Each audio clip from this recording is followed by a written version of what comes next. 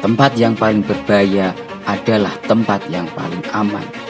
Karena Wirokusumo meyakini hidup dan mati adalah milik Allah. Dan tempat itu adalah Alas Sujen di daerah Kadipaten Pati. Wirokusumo berangkat bersama kedua putranya, yakni Supadi atau sekarang dikenal dengan Mbah Wiropati dan Suwandi yang waktu itu masih kecil-kecil.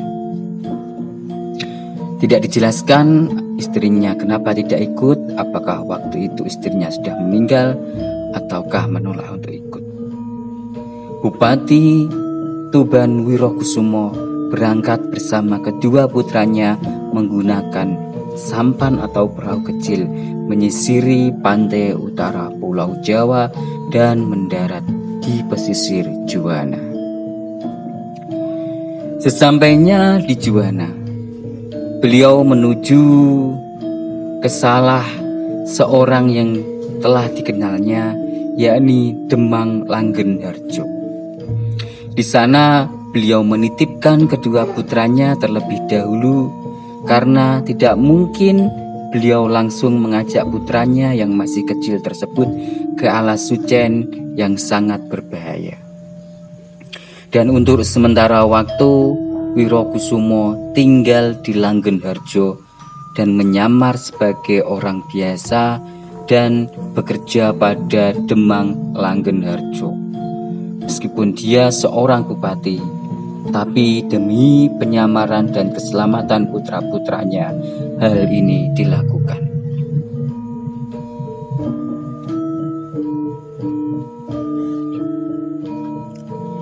Dalam penyamarannya, Bupati Wirokusumo bertemu dan berkenalan dengan seorang putri Tionghoa yang bernama Buyong. Tak lama kemudian, Buyong pun jatuh cinta kepada Wirokusumo dan ingin dijadikan sebagai istrinya. Demi melindungi putra-putranya dan menyempurnakan penyamarannya, karena beliau yakin Belanda yang dibantu saudaranya Bupati Lamongan tidak akan menyerah untuk mencari tahu keberadaannya dan menangkapnya.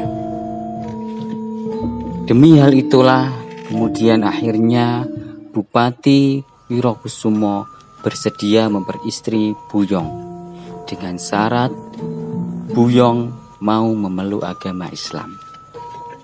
Dari hasil pernikahannya tersebut,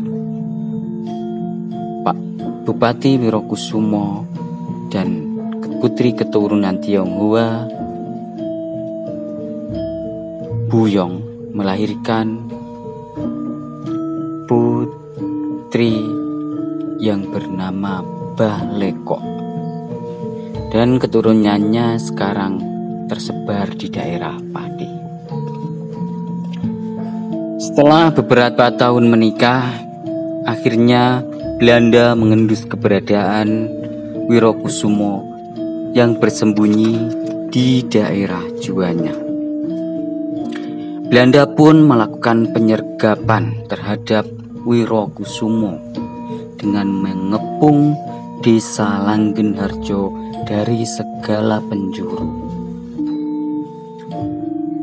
Mengetahui hal tersebut, Bupati Wirokusumo mencoba kabur ke arah utara untuk lari ke arah Alas Sujen.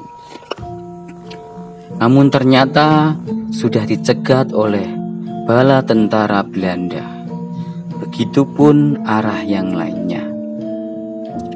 Namun ada satu wilayah yang tidak ada penjagaan, yakni di sebuah hutan Resulo, di mana di sana banyak ditumbuhi pohon aren.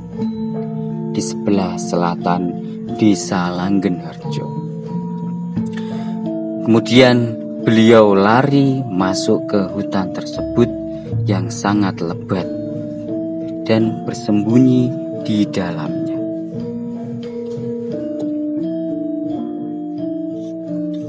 Pasukan Belanda dan para tentaranya, tentara bayaran, mengejar dan masuk ke dalam hutan dan mengepungnya.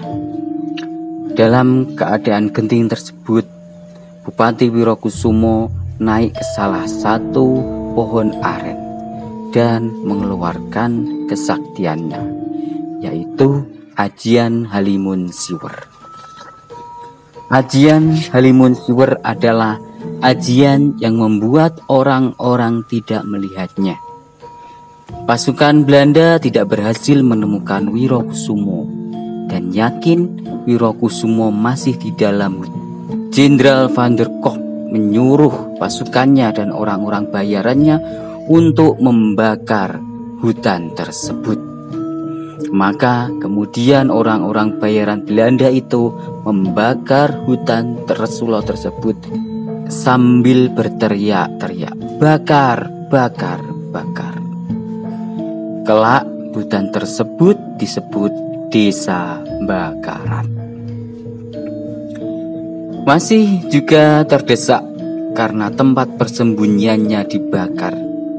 Kemudian Wirokusumo mengambil pelepah daun pohon aren, kemudian menaikinya, dan dengan kesaktiannya pelepah aren tersebut terbang ke arah utara menuju alas Sujen tanpa ada orang yang mengetahuinya. Dalam keadaan genting tersebut, Bupati Wirokusumo naik ke salah satu pohon aren dan mengeluarkan kesaktiannya, yakni Halimun Siwer. Ajian yang membuat orang-orang tidak melihatnya dan terbang menaiki pelepah pohon aren. Sehingga selamatlah beliau dari api yang membakarnya dan juga orang-orang yang ingin menangkapnya. Kemudian beliau mendarat di sebuah desa sebelah timur alas Sujen, yakni Desa Karanglegi. Dalam satu riwayat mengatakan beliau turun di Desa Asempapan. Sementara di Juwana, di alas bakaran tadi, setelah api padam, Jenderal Van der Kolk menyuruh anak buahnya untuk mencari jenazah Wirokusumo. Para prajurit itu menemukan seonggak mayat tergeletak dan gosong oleh tentara Belanda dan pasukan bayaran.